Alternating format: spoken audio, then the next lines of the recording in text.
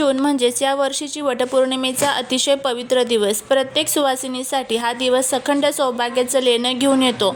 यंदाच्या वटपौर्णिमेला एक खूप मोठा योगायोग जुळून आलेला आहे आणि त्यासोबतच बऱ्याच महिलांच्या मनात एक मोठी शंका आहे. काही कारणांमुळे जसे की तब्येत ठीक नसे, प्रवास किंवा इतर कौटुंबिक अडचणीमुळे जर तुम्हाला यंदा वटपौर्णिमेचा उपवास करणं शक्य नसेल तर अजिबात काळजी करू नका. शास्त्र सांगतं की काही विशेष परिस्थितीमध्ये जर तुम्ही उपवास नाही केला तरी चालेल, पण उपवास करण्यापेक्षाही जास्त महत्त्वाचे आहेत हे 21 नियम, जे तुमच्या पतीच्या दीर्घायुष्यासाठी आणि मुलांच्या अफाट प्रगतीसाठी अत्यंत आवश्यक आहे. आजच्या या व्हिडिओमध्ये आपण अशाच नियमांबद्दल अगदी सविस्तर बोलणार आहोत, जे या दिवशी प्रत्येक महिलेने आवर्जून पाळले पाहिजेत. यासोबतच अशी एक गंभीर चूक जी आजकाल 99% महिला नकळत करतात आणि त्यामुळे घरात गरिबी किंवा संकट ओढावून घेतात, त्या चुकीबद्दलही मी तुम्हाला सावध करणार आहे. हा व्हिडिओ शेवटपर्यंत पहा, कारण आजची माहिती तुमच्या संसाराचं भाग्य बदलून टाकणारे ठरणार आहे. व्हिडिओ जर आवडला तर व्हिडिओला लाईक, शेअर आणि सबस्क्राईब करायला विसरू नका. सगळ्यात आधी आपण महिलांच्या मनातील ती मोठी शंका दूर करूया की उपवास नाही केला तर चालेल का? सखींनो, भक्ती ही मनात असावी लागते. शरीराला विनाकारण त्रास देऊन केलेली पूजा कधीही फळत नाही. जर तुम्ही गरोदर असाल, लहान बाळ असेल, औषधोपचार सुरू असतील किंवा तुम्ही प्रवासात असाल तर उपवास न करताही तुम्ही वटपौर्णिमेचे पूर्ण फळ मिळवू शकता. मुख्य म्हणजे वटवृक्षाची पूजा करणे, मनोभावे प्रार्थना करणे आणि पतीप्रती आदर व्यक्त करणे ही या सणाची खरी भावना आहे. त्यामुळे मनात कोणतीही भीती किंवा अपराधपणाची भावना न ठेवता उपवास न करताही तुम्ही ही पूजा कशी करू शकता आणि कोणते 21 नियम पाळायचे घरामध्ये सुख समृद्धी आणू शकता, हे सर्व आपण जाणून घेणार आहोत. अर्थात जर शक्य असेल तर आवर्जून उपवास करा, पण जर काही कारणांमुळे नाहीच जमलं तर फक्त पूजा केली तरीही चालेल. आता बघा, पूजेची पूर्वतयारी आणि सात्विकता पहिली आणि अत्यंत महत्त्वाची गोष्ट आहे. 29 जूनला सकाळी लवकर उठून स्नान करावे. या दिवशी उशिरा उठणे अत्यंत अशुभ मानले जाते. स्नान करताना पाण्यात थोडे गंगाजल टाकल्यास उत्तम फळ मिळते. दुसरा नियम म्हणजे या दिवशी काळ्या किंवा करड्या रंगाचे कपडे अजिबात परिधान करू नयेत. वटपौर्णिमेला लाल, हिरवा, पिवळा किंवा गुलाबी अशा सौभाग्याच्या रंगांची साडी नेसावी. तिसरा नियम म्हणजे पूजेचे ताट आदल्या रात्रीच तयार करून ठेवावे, जेणेकरून सकाळी लवकर गडबड होणार नाही. ताटात हळद, कुंकू, अक्षता, 5 प्रकारची फळं, विड्याची पाने, सुपारी आणि कापसाचे वस्त्र असावे. चौथा नियम म्हणजे वडाला गुंडाळण्यासाठी लागणारा सुती पांढरा धागा किंवा कच्चा दोरा पुरेशा प्रमाणात सोबत ठेवावा. 5वा नियम म्हणजे घरात सकाळी उठल्यापासून आनंदी आणि सकारात्मक वातावरण ठेवावे.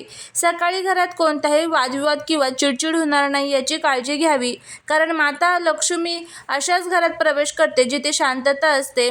6वा नियम म्हणजे वडाच्या झाडाजवळ जाताना पाळायचा आहे. जेव्हा तुम्ही वडाच्या झाडाची पूजा करायला जाल तेव्हा तिथे इतर महिलांशी गप्पा मारण्यात किंवा गर्दीत वाद घालण्यात वेळ वाया घालवू नका. तुमचे पूर्ण लक्ष पूजेवर आणि पतीच्या दीर्घायुष्याच्या प्रार्थनेवर असावे.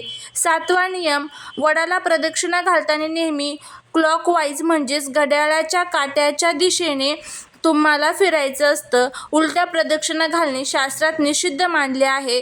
8वा नियम म्हणजे वडाला सुती धागा गुंडाळताना तो किमान 7 वेळा गुंडाळावा.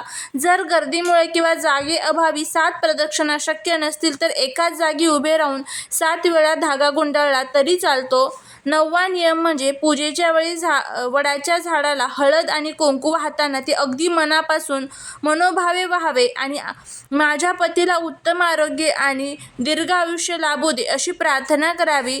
10वा नियम, पूजेनंतर वडाची काही पाने किंवा फांद्या तोडू नका.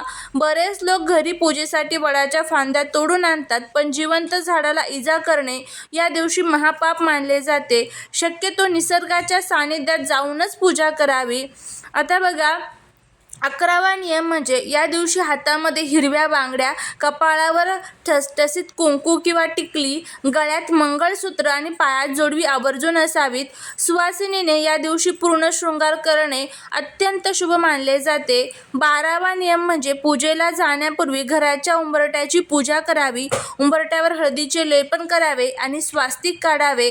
13वा नियम जो आहे तर तो म्हणजे वटपौर्णिमेला दुसऱ्या सुवासिनीला वाण देण्याची प्रथा आहे. या वाणामध्ये गव्हाची किंवा तांदळाची ओटी, फळे आणि सौभाग्याचे साहित्य असावे.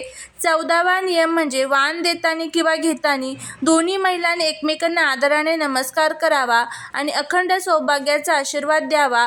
15वा नियम, या दिवशी घरात गरिबांना किंवा गरजू महिलांना काहीतरी अन्न किंवा वस्त्र दान करावे. दानामुळे आपल्या घरातील पितृदोष दूर होतो आणि मुलांच्या प्रगतीमधील अडथळे दूर होतात. 16वा नियम दुपारच्या वेळेसाठी आहे. वटपौर्णिमेच्या दिवशी सुवासिनी महिलांनी दुपारी झोपणे टाळावे.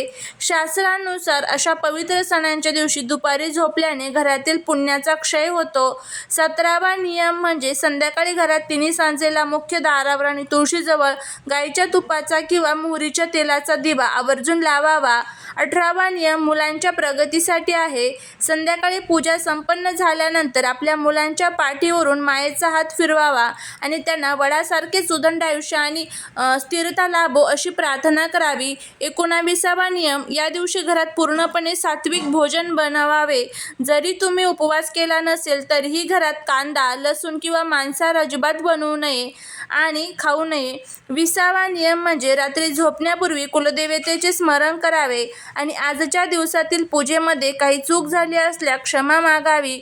21वा नियम, या संपूर्ण दिवशी मनात कोणत्याही व्यक्तीबद्दल आकस किंवा वाईट विचार आणू नयेत. वाणीमध्ये गोडवा ठेवावा. आता आपण अशा एका गंभीर चुकीबद्दल बोलणार आहोत जी आजकाल 99% महिला नकळत करतात आणि स्वतःच्या हाताने स्वतःच्या संसाराचे नुकसान करून घेतात. ती चूक म्हणजे वडाच्या झाडाला गुंडाळलेला दोरा किंवा धागा पूजा झाल्यावर लगेच तोडणे किंवा घरी येताना तो वडावरून काढून आणणे. आजकाल अनेक महिला फॅशन म्हणून किंवा पूजेची सांगता झाली म्हणून तो पवित्र धागा तिथेच ओढून तोडतात.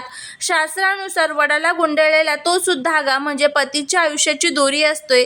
तो धागा तोडणे किंवा ओढणे म्हणजे पतीच्या आयुष्यात अडथळे निर्माण करणे होय. दुसरी एक मोठी चूक म्हणजे अनेक महिला पूजेला जाताना प्लास्टिकच्या पिशव्या किंवा कचरा तिथेच वडाच्या झाडाखाली टाकून येतात. ज्या झाडाची आपण देव माणूस पूजा करतो त्यांच्या मुळाशी कचरा करणे हे अत्यंत अमंगळ आहे. पूजेनंतर वडाच्या झाडाचा पूर्ण आदर राखा. तिथे अस्वच्छता करू नका. ही एक गंभीर चूक तुमच्या घरातील सुख शांती हिरावून घेऊ शकते. त्यामुळे यंदाच्या वटपौर्णिमेला या गोष्टीची विशेष काळजी घ्या आणि इतर महिलांनाही सांगा. वटवृक्ष हा दीर्घायुष्य, अफाट विस्ताराचे प्रतीक आहे. ज्याप्रमाणे वडाच्या पारंब्या जमिनीमध्ये घट्ट रुजतात आणि झाडाला वादळातही उभे ठेवतात, त्याचप्रमाणे तुमचे कुटुंब, तुमचा संसार आणि तुमच्या पतीचे आयुष्य प्रत्येक संकटाशी सामना करत खंबीर उभे राहो हीच वटवृक्षाकडे प्रार्थना करायची असते. तर तुम्ही हे 21 नियम भक्तिभावाने पाळले तर उपवास न करताही तुम्हाला वटपौर्णिमेचे पूर्ण फळ मिळेल. तुम्हाला आणि तुमच्या पतीला वटपौर्णिमेच्या खूप खूप शुभेच्छा. तुमच्या पतीला व्यवसायात नोकरीत प्रचंड यश मिळेल आणि तुमच्या मुलांची शैक्षणिक व व्यावसायिक प्रगती वेगाने होईल. आणि तुम्हा सर्व सुवासिनी यंदाच्या वटपौर्णिमे जो आहे तर तो जे काही मी नियम सांगितलेले आहेत तर ते सर्व पाळायचे आहेत. तुमचा संसार असाच वडाच्या झाडासारखा बहरत राहो. आजची माहिती आणि नियम तुम्हाला कसे वाटले हे मला कमेंट करून नक्की सांगा. जर व्हिडिओ आवडला असेल तर लाईक करा. आपल्या मैत्रिणींसोबत, नातेवाईकांसोबत नक्की शेअर करा आणि आपल्या चॅनलवर सबस्क्राईब करायला विसरू नका. पुन्हा भेटू अशाच एका सुंदर माहितीपूर्ण व्हिडिओमध्ये. तोपर्यंत सर्वांना श्री स्वामी समर्थ.